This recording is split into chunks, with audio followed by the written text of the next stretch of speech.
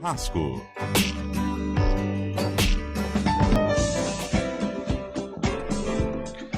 3h15. O Ney Carrasco essa semana trouxe um assunto tão importante e cada vez mais importante, porque hoje em dia, quando se fala em cultura nas escolas, tem gente que reclama, que acha que é coisa de marginal, que é, para não falar outras palavras.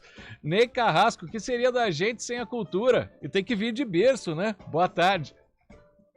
Boa tarde, Marco. Boa tarde, ouvintes da CBN. Pois é, né, Marco? Você está totalmente correto.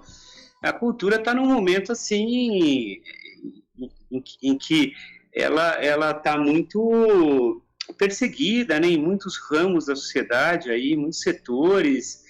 E, assim, a gente tem que quebrar isso, né? Porque eu tentei demonstrar como a cultura é importante na nossa formação, né, no dia a dia, né? Como a gente se relaciona com o mundo. E outra, eu também procurei mostrar como você tendo as atividades culturais na escola, né, tanto fazendo, né, atividades culturais, quanto assistindo coisas, visitando museus, tal, o quanto isso ajuda na formação daqueles conteúdos que a gente julga serem os centrais, né? O português, a matemática, as ciências, né? A cultura, ela vai, ela complementa a formação de tal forma que teu raciocínio matemático fica melhor, tua compreensão da linguagem fica melhor, e você tem um desenvolvimento muito mais amplo em todas as áreas, né? Claro, e, por exemplo, a gente já teve aulas de música nas escolas que ficaram um pouquinho mais para trás, já tivemos cursos de teatro nas escolas também, e hoje em dia é raro ter, de vez em quando, fazem alguma data comemorativa, ter o contato com a cultura desde o início. Cultura não tem esse nome à toa. A criança, ela já sai culta se ela tiver atividades extracurriculares, né?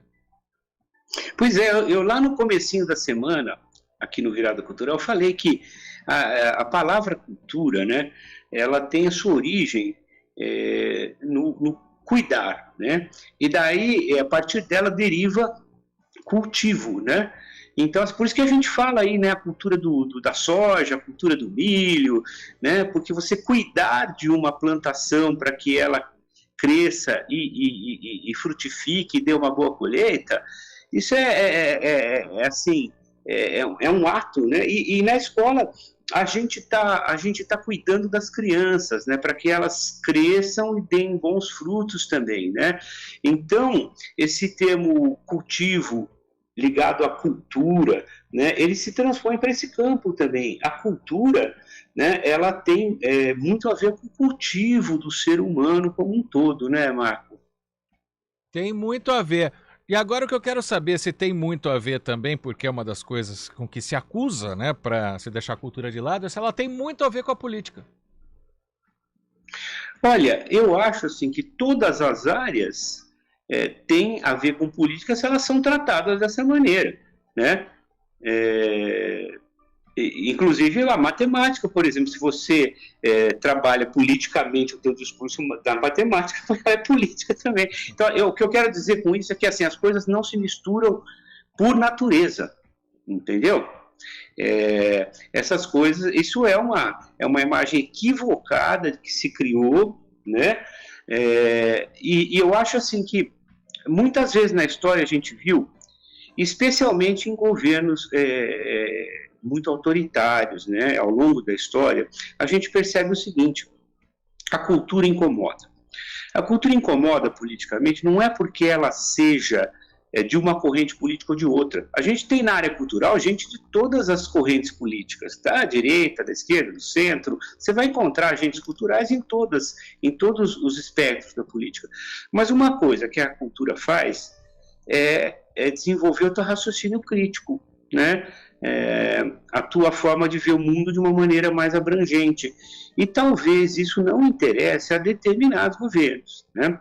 E isso sim acontece, a gente pode perceber ao longo da história, estou falando, né? Não estou nem falando do momento presente especificamente, ao longo da história. Então, assim, normalmente, quando se persegue muito a cultura, é bom a gente ficar de olho no que está acontecendo na política, porque talvez não queiram essa liberdade de expressão, de raciocínio e de crítica que a cultura traz. Ô Ney, e para fazer uma grade curricular em que a cultura seja importante, o que você acha que deveria ser feito hoje em dia? O que deveria ter nas salas de aula ou uma atividade extracurricular, né? Hoje a gente está vendo as escolas, até as públicas, ficando em tempo integral. O que para você é imprescindível no ensino da cultura que deveria estar nas escolas? Olha, acho que a primeira coisa é aproveitar bem as atividades que já tem, né? A gente tem uma disciplina já no currículo que existe, que é a educação artística, né? Tem que aproveitar essa disciplina ao máximo, com bons projetos, né? Com um bom envolvimento dos professores e alunos, isso já é um passo, né? Aí você falou uma coisa muito bacana, as atividades extracurriculares, né? Ainda mais agora que nós estamos caminhando cada vez mais para uma escola de tempo integral, né? É não usar esse tempo além do currículo, né? Que seria o contraciclo, né? O período contrário àquele que você tem aulas do currículo normal, né?